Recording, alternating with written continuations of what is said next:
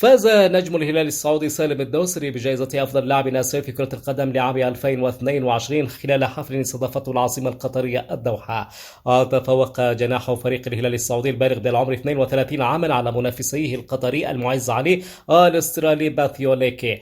أصبح الدوسري سادس لاعب سعودي يتوج بالجائزة بعد سعيد العويران في العام 94 ونواف التمياط في العام 2000 وحمد المنتشري في العام 2005 وياسر القحطاني في العام 2007 ناصر الشمراني في العام 2014.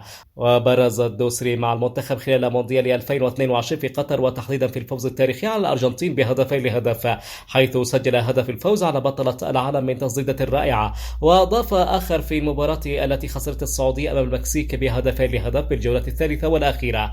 رفع الدوسري رصيده إلى 3 أهداف في تاريخ المونديال بعد هدف الأول في مرمى مصر في نسخة العام 2018 في روسيا، وعادل الرقم القياسي المحلي المسجل باسم مواطني سامي الجابر بعدد الأهداف في نهاية كأس العالم. كما ساهم في تتويج الهلال بلقب الدوري المحلي في العام 2021-2022 وكأس الملك 2022-2023، وبلوغه المباراة النهائية لدوري أبطال آسيا 2022 بتسجيل 4 أهداف من 3 تمريرات حاسمة، والمباراة النهائية لمونديال الأندية في العام ذاته في المغرب بتسجيل هدفين في مرمى فلامينغو البرازيلي في نصف النهائي.